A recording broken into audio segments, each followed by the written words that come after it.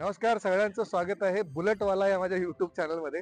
मी तुमचा दोस्त आरजे अक्षय आणि महाराष्ट्र दौरा सध्या सुरू आहे. आणि सध्या मी एका लय भारी ठिकाणी आहे. हे जे गाव आहे ना ते खूप भारी आहे, कारण या गावाच्या तिन्ही बाजूने पाणी आहे. मागं तुम्हाला पाणी दिसतंय आणि इकडे सुद्धा पाणी आहे, इकडे सुद्धा पाणी आहे. मधून फक्त एक रोड आहे आणि तो रोड त्या गावामध्ये जातो. आता तुम्हाला प्रश्न पडला असेल की अक्षय अशा कोणत्या गावात आलाय की जिथे पाणीच पाणी दिसतंय. ऍक्च्युली सोलापूर जिल्ह्यातलं हे करमाळा तालुक्यातलं कोंढार चिंचोली नावाचं गाव आहे. खूप छोटं गाव आहे. भिगवण पासून एक 10 किलोमीटर अंतरावर आहे. ऍक्च्युली भिगवण हे जे गाव आहे हे इंदापूर तालुक्यामध्ये पुणे जिल्ह्यात येतं. पण हे जे गाव आहे जे सोलापूर जिल्ह्यामधलं शेवटचं गाव आहे. आणि मागे जो तुम्हाला जलाशय साठा दिसतोय ना, हा महाराष्ट्रातला सगळ्यात मोठा जलाशय साठा आहे. हा जो जलाशय साठा आहे तो भीमा नदीवरील उजनी धरण जे आहे महाराष्ट्रातलं 3 नंबरचं धरण आहे. आणि त्या धरणाचा हा जो जलाशय साठा आहे तो महाराष्ट्रातला सगळ्यात मोठा जलाशय साठा आहे. 121 TMC पाणी इकडे स्टोअर केलं जातं. आणि त्याच्यामुळेच कोंढार चिंचोली जे गाव आहे हे जलाशय साठ्याच्या मध्ये वसलेलं गाव आहे. म्हणजे तिन्ही बाजूने पाणी आणि तिथे हे गाव वसलेलं आहे. सो या गावात पाण्याची तर कमी नाहीये. पण या पाण्याचा उपयोग या गावातले जे काही इथले ग्रामस्थ आहेत ते खूप चांगल्या पद्धतीने करतात. कारण त्यांचा जो काही जीवन जगण्याचा जो काही त्यांचा व्यवसाय असेल, जोडधंदा असेल, तो सुद्धा या पाण्यावर अवलंबून आहे. आता तो कसा आहे हे सांगण्यासाठी आपल्याला गावात जावं लागेल. तर जायचं आपल्या गावाकडे. हा जो मागे पूल दिसतोय ना, हा पूल क्रॉस केला की आपल्याला त्या गावामध्ये एंट्री मिळते. आणि हा पूल पण खूप विशेष आहे. म्हणजे जवळपास हा 170 वर्षापूर्वीचा हा पूल आहे. 1860 मध्ये हा पूल बांधण्यात आला होता आणि अजूनही चांगल्या सुस्थितीमध्ये तो आहे. आणि तोच पार करून आपण गावामध्ये एंट्री करणार आहे. चला मग जाऊया आपण पटकन आणि गावातली सगळी दृश्य मी कॅमेऱ्यात कैद करणार आणि तुमच्या समोर मांडणार आहे. सो चला.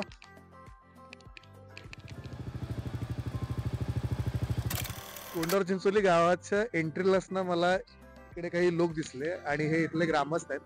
ऍक्च्युली इथे खूप मोठा जलाशय साठा असल्यामुळं इथं मासेमारी मोठ्या प्रमाणात होते. आणि इकडे मासे विकण्याचंच हे एक छोटं दुकान आहे. तर त्यांच्याशी आपण गप्पा मारूया की कोणत्या प्रकारचे मासे इथे विकले जातात आणि त्यांचं कसं आहे दररोजचं रुटीन हे आपण ना त्यांच्याशी चर्चा करूया.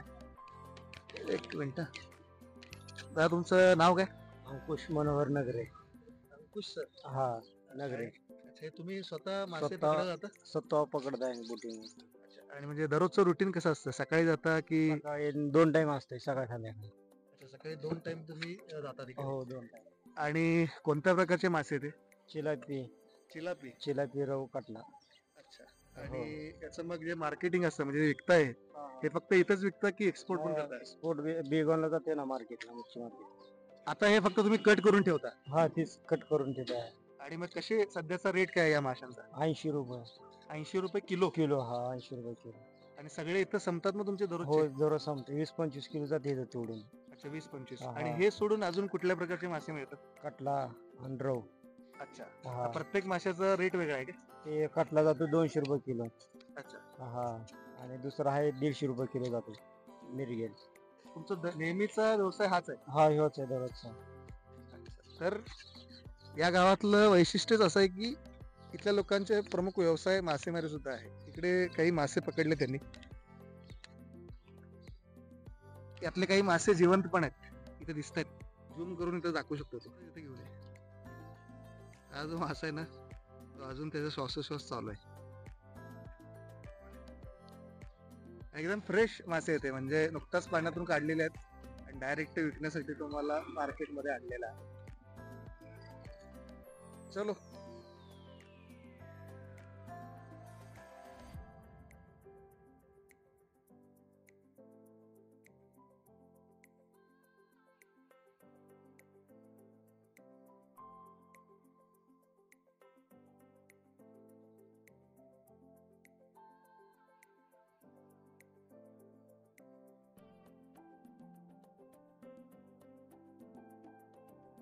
कोंढार चिंचोली गावामध्ये मी आतमध्ये आलो आणि आतमध्ये आल्यानंतरच मला ना शाळेची कमान दिसली.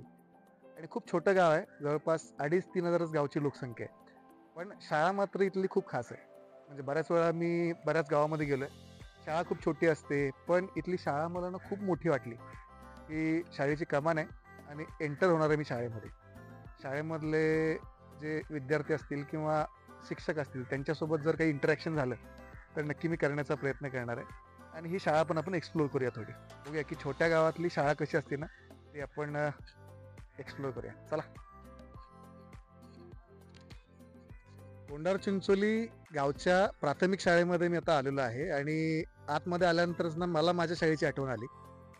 इकडे ना या शाळेचे मुख्याध्यापक सर आहेत. आपण ना त्यांचं इंट्रोडक्शन घेऊया आणि त्याच्यानंतर ना त्यांचं व्हिजन शाळेबद्दलचं कसं होतं, कोणत्या प्रकारची डेव्हलपमेंट त्यांनी शाळेमध्ये राबवली. एकतरी छोटं गाव असल्यामुळं करण्यासारखं इथं खूप आहे, पण ती इच्छाशक्ती असणं गरजेचं आहे आणि तीच इच्छाशक्ती त्यांनी कशी प्रबळ करून दाखवली ना हे आपण सरांच्याकडून आणि इथल्या सगळ्याच शिक्षक स्टाफकडून आपण जाणून घेऊया. सर तुमचं नाव सांगा ना. माझं नाव आहे हिराकांत दत्तू शिंदे. हं. मुख्याध्यापक आहे मी. आणि कधीपासून आहे तुम्ही इकडे? इथं 7 वर्ष झाले. 7 वर्ष झाले. हो. आणि आता शाळेची पटसंख्या किती आहे? सध्या शाळेची पटसंख्या आहे 123. 123. हं. आणि पूर्णपणे तुमच्या गावातलीच मुलं इथं शाळेत येतात? हे सगळे मुलं आमच्या ह्या गावातल्यापेक्षा जास्त मुलं सगळे हा. बाहेरचे आहेत, मच्छीमारांची मुलं आहेत सर्व. ते कसे येतात शाळेला? शाळेला आपलं पालक आणून सोडतात. म्हणजे वस्तीवरची आहेत सगळी मुलं. बाहेर गावची म्हणजे वस्तीवरची सर्व. आणि कितवी पर्यंत आहे? 7वी पर्यंत की 4थी पर्यंत? 8वी पर्यंत आहे. 8वी पर्यंत आहे. हं. आणि एकूण शिक्षक स्टाफ किती आहे? एकूण शिक्षक स्टाफ 5. 5 लोक आहेत. हं. आणि वर्ग आहेत 8. 8. हं. तर 8 वर्ग आहेत आणि 5 शिक्षक या शाळेसाठी आहेत जे डेडिकेटेडली काम करतात.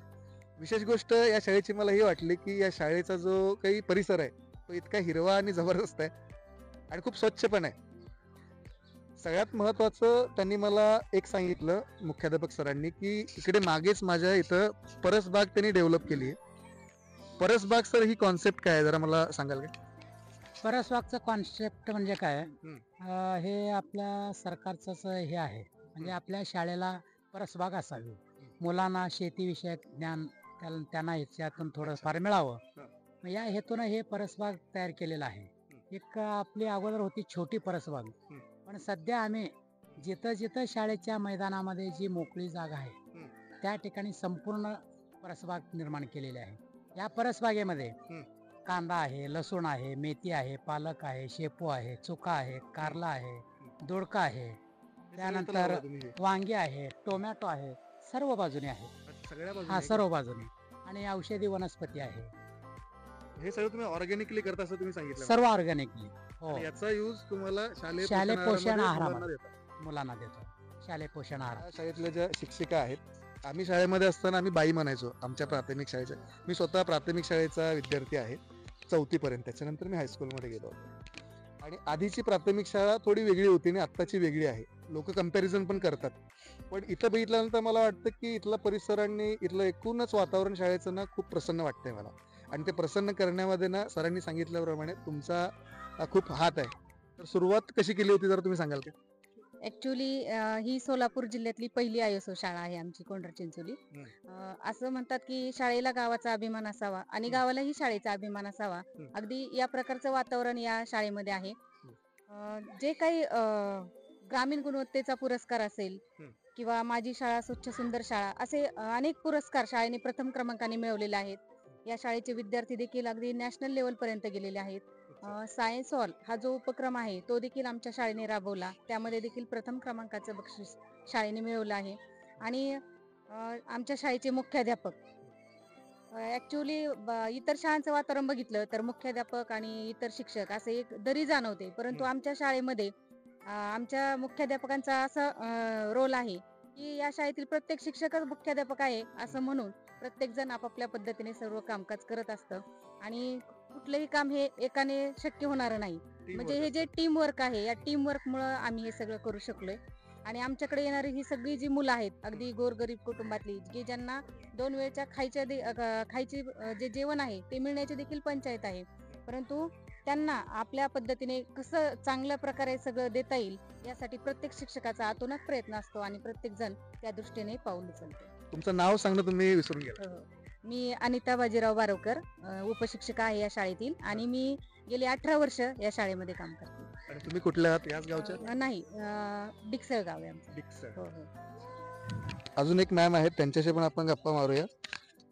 तुम्हाला मॅम मला विशेषतः वेगळा प्रश्न विचारायचा आहे. तुमचं पहिले नाव सांगा मला. माझं नाव शोभा महादेव निकम. माझं गाव डिकसळ आहे आणि मी गेली 6 वर्ष या ठिकाणी सर्व्हिस करते. तर ऍक्च्युली मला तुम्हाला हा प्रश्न विचारायचा आहे की तुमच्याकडे जी मुलं येतात ती पहिलीपासून येतात, म्हणजे 7व्या वर्षापासून ते घर सोडून म्हणजे आई बाबांना सोडून डायरेक्ट शाळेमध्ये येतात. आम्ही ज्यावेळी लहान होतो त्यावेळी आम्ही पण घर सोडून पहिला गेल्यानंतर शाळेमध्ये गेलो. आम्हाला पण एक डिग्रजे बाई नावाच्या बाई होत्या आणि आमच्यासाठी दिवसभर आमची आई ना मॅम असतात शाळेमध्ये. हो हो बरोबर आहे. आणि हो. तुमच्यासाठी फक्त एक मुलगा नसतो किंवा एक मुलगी नसते, सर्व तुमच्यासोबत विद्यार्थी 50-60 मुलं असतात. आता कदाचित कमी असतील, हो. पण ती तुमची सगळी मुलं असतात. मुलं असतात, हो. आणि या एज मध्ये जे काही संस्कार होतात तेच संस्कार ना त्या मुलांच्यावर रुजतात. हे मी स्वतः पाहिलेलं आहे आणि ते खूप गरजेचं आहे. पहिल्या 6वी पर्यंत किंवा 4थी पर्यंत जे संस्कार मुलाच्या मनावर रुजतात तो मुलगा तसाच बनतो, स्वभाव तसाच बनतो. याच्यामध्ये तुमचा ना हातभार खूप मोठा आहे शिक्षकांचा. ते तुम्ही कसं हँडल करता आणि आत्ताची जी मुलं आहेत त्यांना हँडल करणं तुम्हाला काय तुम्हाला अडचणी जाणवतात हे जरा मला सांगा. म्हणजे पहिल्याची मुलं जी होती आणि आत्ताची मुलांमध्ये जेन्युइनली फरक झालाय आता. तर आत्ताची मुलं हँडल करण्याला तुम्हाला काही अडचणी येतात काय? आताची मुलं म्हणजे कशी आता सध्या कॅम्प्युटर युग आहे आणि त्यामुळं मोबाईल वगैरे हे मुलांना भरपूर अगोदरपासूनच माहिती होत. पहिल्या मुलांना आपण कसं मातीचा गोळा कसा म्हणतो तशा प्रकारचे त्यांच्यावर कुठलंही हे झाले संस्कार झाले म्हणजे हे झालेलं नव्हतं. पण आता काय झालेलं आहे त्यांना पूर्णपणे की बाबा मोबाईल आहे आणि त्या मोबाईलमुळे त्यांना पूर्ण सगळी माहिती त्यांना पुरवत आहे. मग आज त्यांना ज्या वेळेला आपण शाळेमध्ये येतो त्यावेळेला तुम्हाला म्हणजे त्यांना पूर्ण ते सांगावं लागतं की बाबा आता हे मोबाईलचा काय हे परिणाम होतो आणि आपल्या शाळेमध्ये काही होतं हे असं दोन्ही प्रकारे त्यांना द्यावं लागतं. आणि मोबाईलचं डिस्ट्रॅक्शन मुलांमध्ये जाणवतं का? मुलांमध्ये खूप जाणवतं. त्याच्यामुळे फोकस थोडा हल्लेला दिसतो हल्ल्याला मुलांचा. दिसतं, हो हो. म्हणजे अभ्यासावर काय परिणाम झालाय पण? अभ्यासावर असा काही परिणाम झालेला नाही, परंतु जास्त मोबाईल पाहिल्यामुळे मुलांची स्मरणशक्ती म्हणजे शाळेमध्ये जे आहे ते त्यांना थोडंसं विसरल्यासारखं होतं. पण मग या तंत्रज्ञानाचा उपयोग करून तुम्ही काही तुमच्या एज्युकेशन सिस्टीम मध्ये काही त्याचा उपयोग करता? हा करतो ना आम्ही म्हणजे पोएम वगैरे त्यांना सांगण्यासाठी किंवा आमच्या शाळेमध्ये जे LED लावलेले आहेत त्या LED वर आम्ही त्यांना पण ते पोएम वगैरे जे चांगलं आहे ते चांगलं घेण्यासाठी त्यांना आम्ही त्याला प्रवृत्त करतो. अजून एक सर पण आहे तिकडे आणि त्यांच्याशी पण आपण गप्पा मारूया. सर तुमचं नाव काय? मी महेश ठोंबरे, माझं गाव बार्शी, मूळ बैरागचं. मी इथे 5 वर्षापासून सर्व्हिस करतोय. बार्शी गाव आहे, मग तुम्ही इकडे येता कसं काय? इकडेच राहिलाय? मी इथेच, मी भिगवणमध्ये स्टेबल झालेलो आहे, तिथंच राहतोय. नोकरी लागल्यापासून इकडेच आहे. आणि ही म्हणजे माझी खरं तर प्रथमतः मी तुमचं माझ्या ISO शाळेतर्फे आदर्श शाळा म्हणजे कोंढार चिंचोली यात मार्फत तुमचं हार्दिक असं स्वागत करतोय. Thank you sir. आणि आणि काय शिकवतो सर? मी इयत्ता 7वी आणि 5वीचे 2 वर्ग शिकवतोय. त्याच्यामध्ये ऑल विषय आम्ही शिकवतो. आणि आम्हाला कसं होतं की आम्ही जर कधी आम्हाला काही प्रॉब्लेम आला तर आम्ही कधीही कोणाला म्हणजे असं लाजत नाहीये की बाबा माझं ज्ञान लपवण्याचा प्रयत्न करतोय काय, तर आम्ही एकमेकाला विचारतो की बाबा ही वस्तू काय आहे किंवा तिला काय म्हणायचं वगैरे, तर हे आम्ही विचारतो एकमेकांना. आणि आत्ताच मॅडमने सांगितलं माझ्या ज्येष्ठ भगिनी त्यांनी की मुलं म्हणजे मातीचा गोळा असतात.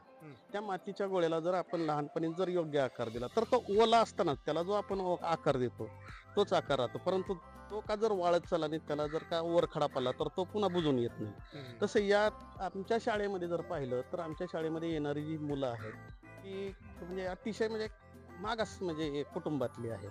आणि त्या मुलांना आता प्रवासामध्ये जर पाहिलं तर आपल्या शाळेने जवळजवळ 25 बायसिकल्स सायकल बँक मार्फत दिलेले आहेत. त्याचबरोबर मुलांना म्हणजे इथे कुठल्याही गोष्टीचा कमीपणा नाहीये. मगाशी सरांनी सांगितलं की या शाळेमध्ये जे विद्यार्थी आहेत ते मोस्टली या गावातले नाही आहेत. आजूबाजूच्या छोट्या छोट्या ठिकाणी जे मच्छीमार राहतात आणि बाहेरचे जे लोक आहेत जे विशेषतः गरीब आहेत, मागासलेले आहेत, त्यांची मुलंच फक्त या शाळेमध्ये जास्त प्रमाणे इथं दाखल होतात. तर हे असं काय हे आपण ना इथल्या शिक्षकांकडून जाणून घेऊ. असं काय मॅडम? आपला देश हा देशाने लोकशाही स्वीकारलेली आहे त्यामुळे प्रत्येकाला मत स्वातंत्र्य नक्कीच आहे.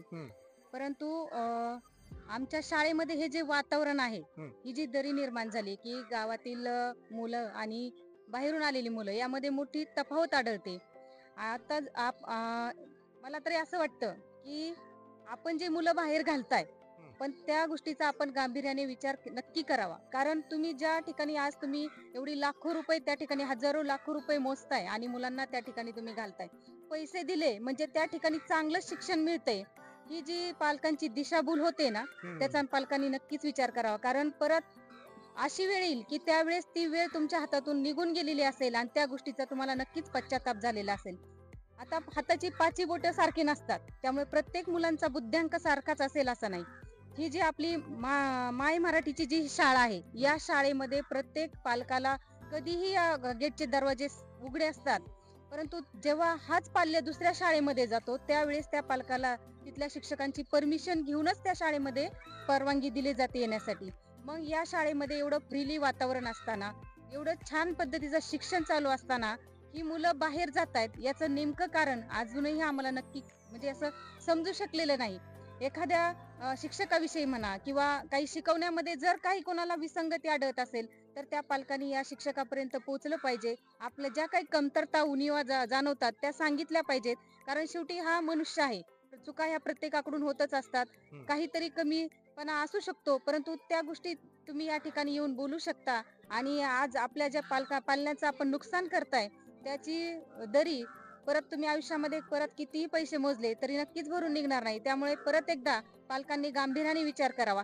आमच्याकडे ही जी मासेमारी कुटुंबातली किंवा गोरगरिबाची मुलं आहेत, यांचा फक्त वन मॅन शो होतो या शाळेमध्ये. म्हणजे आम्ही जे शाळेमध्ये शिकवतो तेवढंच, कारण घरी गेल्यानंतर हीच मुलं त्या चप्पूवरती बसून मासे पकडण्यास जातात, कुणी भाजी विकायला जातं. म्हणजे त्यांना घरी असं शैक्षणिक वातावरण अजिबात नाही. तरी देखील आजही मी छाती ठोकपणे सांगू शकते की कोणताही पालक कोणत्याही वर्गामध्ये जाऊन पाहू शकतो, मुलांची जी प्रगती आहे अतिशय वाखाणण्याजोगी अशी प्रगती आहे.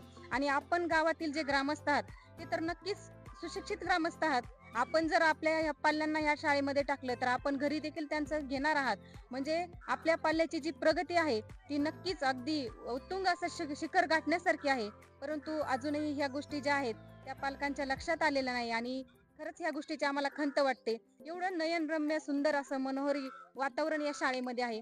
या शाळेच्या परिसरामध्ये आपणास जी नारळाची झाडं दिसतात, अगदी 2-4 दिवसापूर्वीच या नारळाची जवळजवळ 200 ते 300 नारळ आम्ही काढली. सगळ्या मुलांना मनसोक्त असं पाणी दिलं. म्हणजे या शाळेचे फोटो पाहून बाहेरचे लोक देखील म्हणतात की हे शाळा म्हणजे अगदी कोकण असल्यासारखं आम्हाला वाटतंय. म्हणजे एवढं सुंदर परिसर, एवढं शैक्षणिक छान वातावरण असताना गावातील जे पालक आहेत त्यांनी आपल्या पाल्यांना ह्याच शाळेमध्ये टाकावं असं आम्हाला मनापासून वाटतं. परंतु एखाद्या व्यक्तीचं मत परिवर्तन करणं, जर ती व्यक्ती त्या मतावरती ठाम असेल तर ते एवढं सहज शक्य होत नाही. तुमच्या आता मगाशी तुम्ही सांगितलं की तुमच्या शाळेतली एक विद्यार्थिनी नॅशनल लेवल रनिंग मध्ये गेली होती. नाव काय तिचं? याच गावातील विद्यार्थिनी ऋतुजा तात्यासाहेब कांबळे. या मुलीला घरचं कौटुंबिक अगदी कुठल्याच प्रकारचं वातावरण नव्हतं. अगदी तिचा जो आहार आहे तो देखील शाळेने तिला पुरवला आणि त्या शाळेच्या शिक्षकांमार्फतच ती नॅशनल लेवल पर्यंत गेलेली आहे. आता ती काय करते? ती आता पोलीस मध्ये आहे. पोलीस मध्ये आहे. क्या बात आहे. म्हणजे या छोट्याशा गावामधील जे विद्यार्थी आहेत ते नॅशनल लेवल पर्यंत जातात आणि नंतर ते चांगलं त्यांच्या करिअर मध्ये ग्रोथ पण त्यांनी केली. त्या मुलीनं पोलीस क्षेत्रामध्ये आपली भरारी गाठलेली आहे. अजून एक वैशिष्ट्य असं की आपल्या जवळ जे असतं, म्हणजे सोनं जरी असलं तर त्याचं महत्व आपल्याला समजत नाही. असंच काहीसं या गावातल्या ग्रामस्थांच्या बाबतीत दिसतंय. म्हणजे इतकं भारी गाव आहे आणि या गावातली शाळा पण इतकी भारी आहे.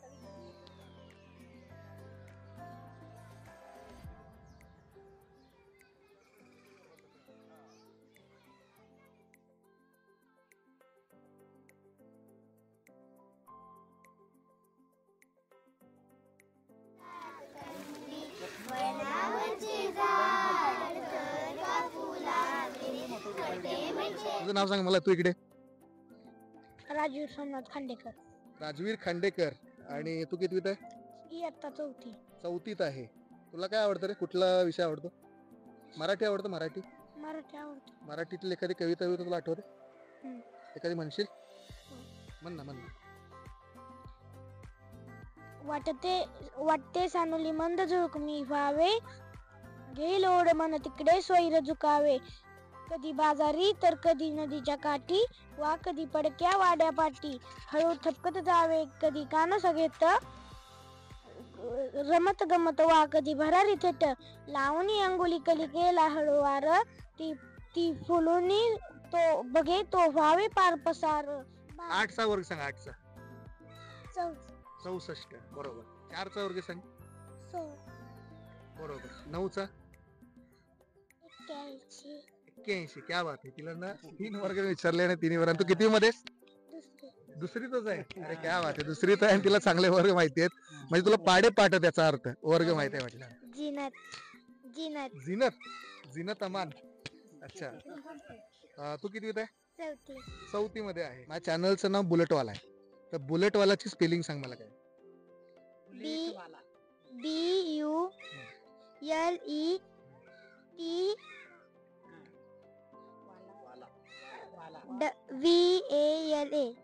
क्या बात आहे. तिने ना ऍक्च्युली WALA असतं पण आपल्या चॅनलचं नाव VALA.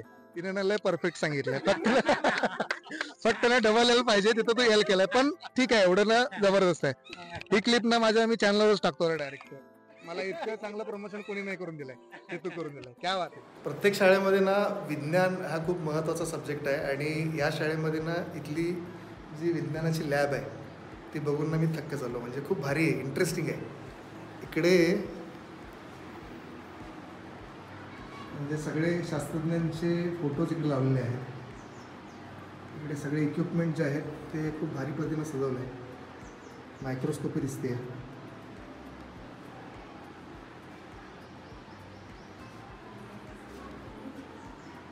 तारामंडल पण इथं त्यांनी चांगल्या पद्धतीनं पेंट केलं आहे.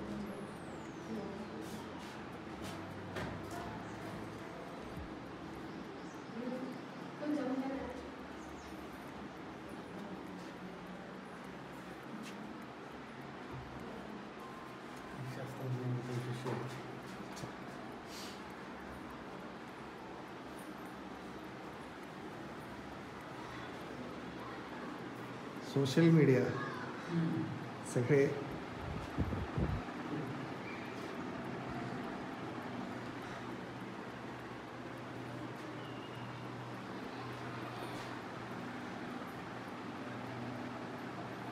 खूप भारी.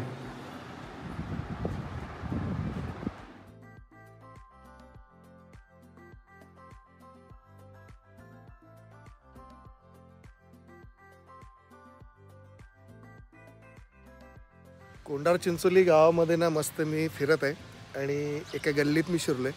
इकडे घर दिसतंय आणि त्या घरामध्ये ना एक काकू पण दिसतात. तर चला बघू आपण त्यांच्याशी थोड्या गप्पा मारूया. मी इथलाच आहे का? अच्छा. आणि कधीपासून राहता तुम्ही इथे? 25 वर्ष झाली. 25 वर्ष झाली. वरच झाली. अच्छा. आणि तुम्ही काय करताय? म्हणजे घरीच असता की शेती करता? घरीच आहे. शेतात कधीतरी जाते. आणि मला असं समजलं गावात फिरताना की तुमच्या गावामध्ये म्हणे मासे जवळ असल्यामुळं इथे प्रत्येकाच्या घरातलं मासे बनवले जातात म्हणे. हो, मासे एकदम प्रसिद्ध आहेत हां. आणि प्रत्येकाच्या घरी म्हणजे पाहुणे पण आवडीनेच येतात मासे खायला. अच्छा. आणि मासे करण्यात पण इथल्या बायका एकदम परफेक्ट आहेत आणि एकदम जेवण म्हणजे ते चांगलंच बनवतात. जेवण चांगलं होतं. आणि मग मासे तुम्ही म्हणजे आठवड्यात 2-3 दिवस तुमच्याकडे नक्की असतील? हो, आठवड्यात 2 वेळा तरी नक्कीच, 2 ते 3 वेळा नक्कीच. तर तुम्हाला यातलं सगळं नॉलेज असेल पण म्हणजे कुठला मासा चांगला, कुठला म्हणजे जास्त टेस्टी असं वगैरे? हो, मला 3-4 प्रकारचे आहेत माहिती. कुठले कुठले आहेत प्रकार? चिलापी म्हणजे आम्ही एकदम रोज खातो ते आम्हाला 3-4 दिवसातून आम्ही जे खातो ते चिलापी. अच्छा. हा, वांबे, मरळे, हे 3 मरळे प्रकारचे म्हणजे तो आमच्या. असं लांबडा असतो तो मासा तो काय? हा, लांब काय ती असतो. मरळ असते? हा, ती लांब असते. आता मी येत होतो ना सकाळी त्यावेळी तिथं काही मच्छीमार होते ते मासे होते. ती चिलापी माशाचं त्यांनी वर्णन केलं होतं. तर तो मासा जास्त फेमस आहे. इथला एरिया पण खूप भारी आहे. तुमचं छान घर आहे म्हणजे एकदम तुमचं घर आहे आणि पण तुमचा जो परिसर आहे घरचा तो खूप भारी आहे. आणि इकडे यांच्या घरामध्ये ना सगळी शेतातली उपकरणं दिसतात. म्हणजे इकडे नांगर दिसतोय, इकडे तो काय आहे रोटावेटर. अच्छा. आणि रोटामीटर आहे. तर ओव्हरऑल ना इकडची घरं ही अशा पद्धतीची आहेत. तर काकूंशी गप्पा आपण मारलेल्या आहेत आणि काकूंना ना माझ्याकडे द्यायला गिफ्ट आहे. आणि हे जे गिफ्ट आहे ना ते कनिष्का आयुर्वेदांच्याकडून हे गिफ्ट आहे. ॲक्च्युली याच्यामध्ये आयुर्वेदिक सोप आहे. याच्यामध्ये केशर सोप म्हणून एक आहे आणि सुकेशा सोप म्हणून एक आहे. तर केशर सोप जो आहे तो आपल्या स्किनसाठी उपयोगाचा आहे आणि सुकेशा जो सोप आहे तो आपल्या केसांसाठी उपयोगाचा आहे. आणि हे आयुर्वेदिक डॉक्टर आहेत, डॉक्टर वर्षा तलवारे मॅम, आणि त्यांच्या अंडर हे सगळे प्रोडक्ट बनवले आहेत. एकदम ऑथेंटिक प्रोडक्ट आहेत आणि त्यांचं डिटेल पण मागे आहे. जर तुम्हाला लागले नंतर तर तुम्ही यांच्याशी कॉन्टॅक्ट करू शकता. तर काकूंना आपल्याकडून एक छोटेसं गिफ्ट.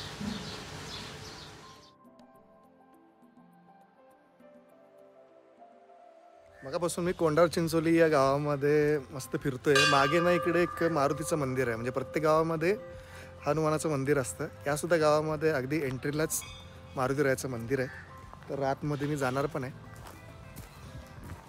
असं हे मंदिर आहे, चांगलं मंदिर आहे.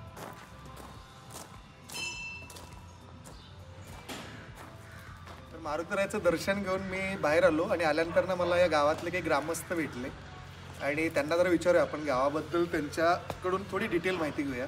सर तुमचं नाव सांगा ना. माझं नंदकुमार विष्णुपंत भोसले, अच्छा. गाव कोंडार चिंचोली.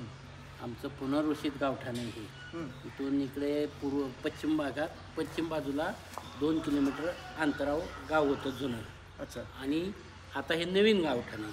आणि हे नवीन गावठाण आता आल्यापासून म्हणजे त्यावेळेस आमचं होतं ते सगळं नव्हतं झालेलं आहे. म्हणजे पाण्याच्या खाली गेलं. पाण्यात गेलेलं आहे. बरंचसं सगळंच पाण्यात गेले. असे 2-2 हजार पोतं ज्वारी व्हायची आम्हाला त्यावेळेस. म्हणजे जमीन जास्त होती. जमीन जास्त होती आणि आता अगदी थोडे राहिले जमीन. पण सरकारनं मग त्याच्या मोबदल्यात किती जमीन दिली? नाही, जमीन दिल्या. खातेगणित 4 एकर जमीन दिली. अच्छा. खातेदार, तुम्ही जर खातेदार असाल तर त्यांना 4 एकर जमीन दिली. आणि 4 एकर जमीन दिल्यानंतर कुटुंब वाढत चालले. तर त्या जमिनीवर काय भागत नव्हतं. पण आमच्या इथल्या राहिलेल्या थोड्या जमिनीत आता इथं मोठा खातेदार नाही, थोड्या जमिनी आहेत, त्याच्यावर लोक आता चांगले सुधारू व्हायला लागले. अच्छा. म्हणजे पण शेतीमध्ये इकडे सगळे ऊस आहे. लावतात पाणी असल्यामुळे. ऊसाशिवाय काहीच नाही, भरपूर ऊसच असतो. बाकी मग ते धरणग्रस्त जे तुम्ही सगळे आहात, म्हणजे त्या धरणग्रस्तांना ना गव्हर्नमेंटमध्ये नोकरी पण सवलत असते. नाही, होती ना सवलत. ती पूर्वी तशी एक 4-5 लोक लागली आमची चांगली. अच्छा. पण परत नाही, परत कुठं काय म्हणजे हेच झालं नाही. म्हणजे जे प्रयत्न करेल ते लागतंय अजून सुद्धा. त्याच्यामुळे 3-4 लोक अख्ख्या गावातून लागली फक्त. 5-6-7 लोक लागली होती. अच्छा. बाकीच्यांनी फक्त शेतीच केली. शेतीच केली.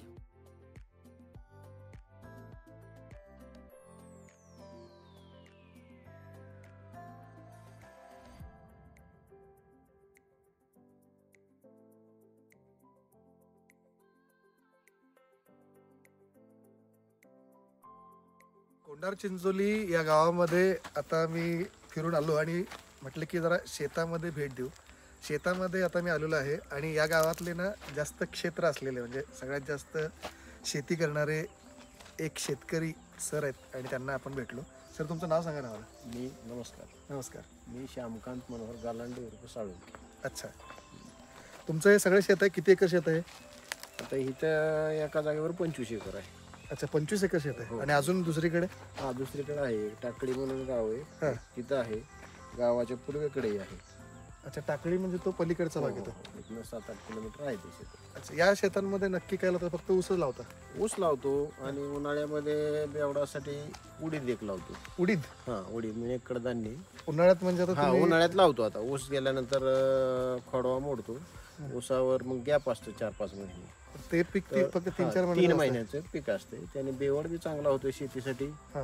आणि उत्पन्न निघतंय बऱ्यापैकी. आणि ऊस मग कुठल्या कारखान्याला घालताय तुम्ही? आता ऊस हा आमचा मुख्यत्वे करून बारामती ॲग्रो हा. आणि अंबालिका शुगर अच्छा. या 2 कारखान्यांना जातो. अच्छा. आणि तुमची आता ही जमीन आहे, याला पाणी तर तुमच्याकडे बॅकवॉटर? बॅकवॉटर, उजनीचं बॅकवॉटरचं पाणी आणि भुईपाटाने सध्या तरी देतो. म्हणजे ठिबक करायचा विचार आहे, पण सध्या तरी भुईपाटानेच पाणी. आणि लाईट वगैरे असते काय? लाईट आता 8 तास असते आम्हाला. 8 तास असते. मग त्याचं शेड्यूल कसं असतं, रात्री वगैरे हे वगैरे? 15 दिवसानंतर एक 8 दिवस रात्रपाळी असते आणि आठवड्याच्या दिवस पाळी असतात 2. ते तुम्हाला यावं लागतं का रात्री त्यावेळी? हो हो. ते सगळं तुम्हीच बघता की मॅनेज करणार? नाही, आमचे माणसं आहेत माझ्याकडे आहेत, ते बघतात अगदी पद्धतशीर करत राहतात. अजून मी ना परवा त्या इंदापूरच्या थोड्या त्या एरियामध्ये गेलो होतो, किंवा त्या जळूची वगैरे तिकडच्या जमिनी बघितल्या तर जास्त क्षारयुक्त झालं. मी तर खूप आधीपासून तिकडे ऊस लावला होता वाटलं.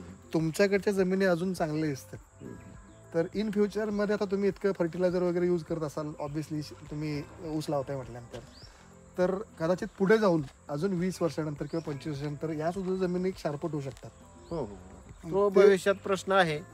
पण त्यासाठी आता एक 65 न जाळणे, अशी बेवडाची पिकं घेणे, सलग एकसारखी पिकं न घेता जमीन तापण्यासाठी ठेवणे, असं थोडं थोडं करावं लागतं आणि ठिबककडे त्याच्यामुळेच वळावं लागेल की त्या जमिनी भविष्यात पुढच्या पिढीसाठी हा नापीक होऊ नयेत. हा पाणी तर मुबलक हा. आहे, पण आता त्यासाठी आपण ठिबक वगैरे करण्याचं नियोजनात आहे. पण आमच्या इथं काळवट असल्यामुळे विहिरीला धर नाही, हम्म. तो एक प्रॉब्लेम असल्यामुळं हा. थोडं एक आमच्या गावामध्ये काय जास्त विहिरी नाहीत.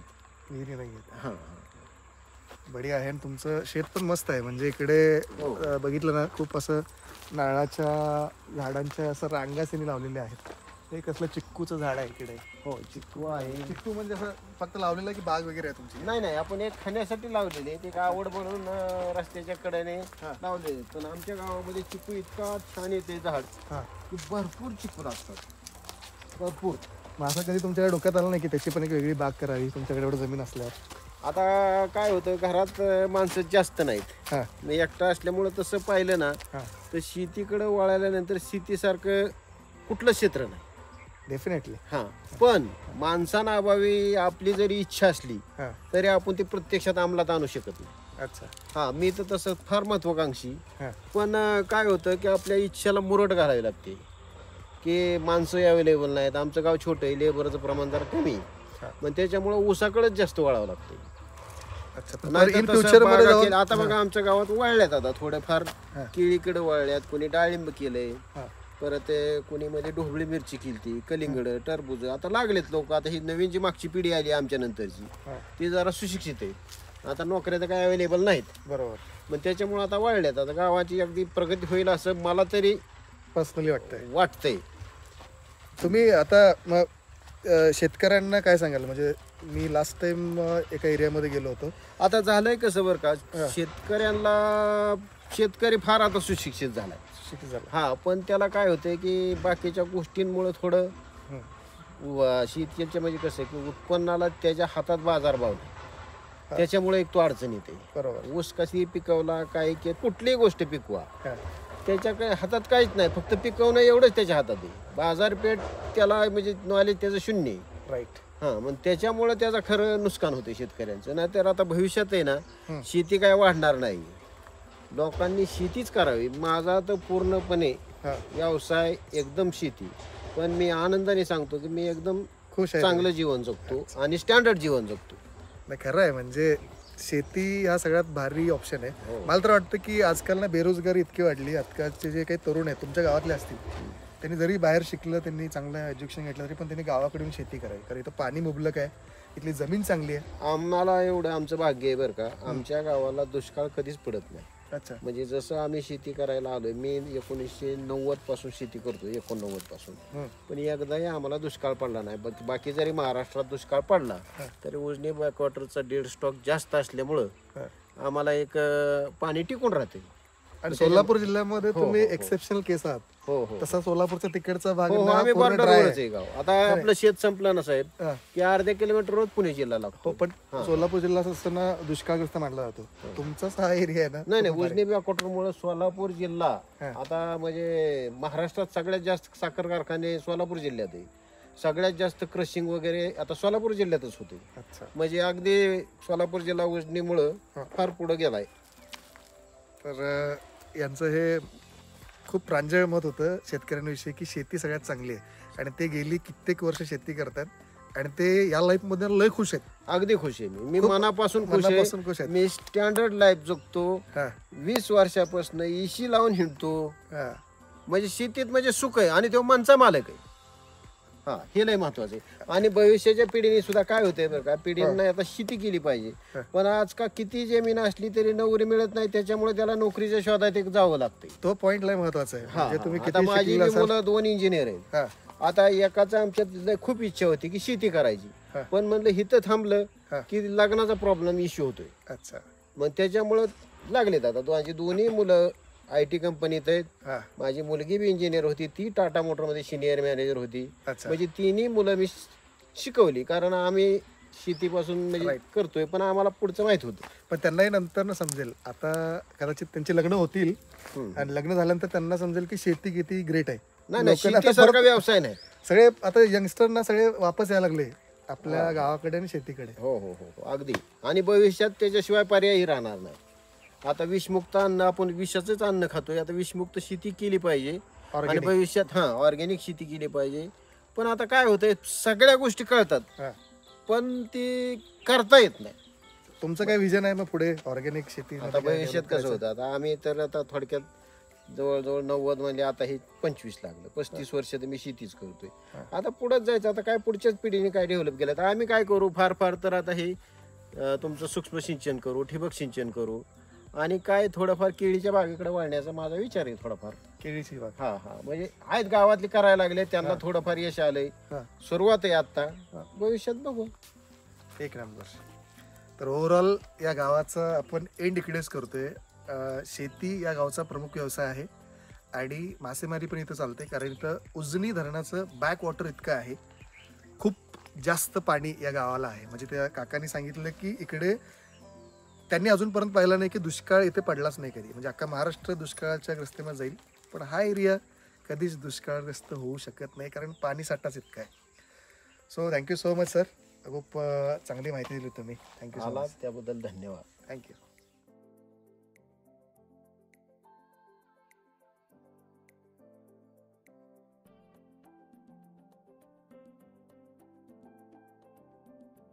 मुक्काम पोस्ट कोंढार चिंचोली या गावामध्ये मी सकाळपासून आलेलो होतो. खूप साऱ्या लोकांशी मी गप्पा मारलेल्या आहेत. शेतकऱ्यांना भेटलो, मासेमारी करणाऱ्या लोकांना भेटलो, त्याचप्रमाणे गावातल्या ग्रामस्थांना भेटलो, शाळेमध्ये गेलो, तिथल्या लोकांशी गप्पा म्हणजे तिथल्या शिक्षकांशी आणि तिथल्या विद्यार्थ्यांशी गप्पा मारल्या आणि गाव मला खूप आवडलं आहे. म्हणजे एकतर गावातलं वातावरण एक नंबर आहे. एकदम सुखी लोक आहेत तिथले. सदन गाव आहे आणि मुख्यतः शेती हा इथला मेन बिझनेस आहे लोकांचा. त्याच्यामुळं खूप जास्त सुखी लोक इथले आहेत. तुम्हाला जर कधी या गावात यायचं असेल ना तर भिगवण नावाचं जे गाव आहे सोलापूर हायवे पुणे सोलापूर हायवेवर ते गाव आहे. तिथून अगदी 10 किलोमीटरच्या अंतरावर हे गाव आहे. तर हे गाव पाहण्यासाठी तुम्ही येऊ शकता. या गावामध्ये बोटिंग पण होतं कारण उजनी धरणाचं बॅक वॉटर मी तुम्हाला दाखवलं आहे. फ्लेमिंगोसुद्धा इकडं आलेले आहेत. मी आज जाऊ शकलो नाही.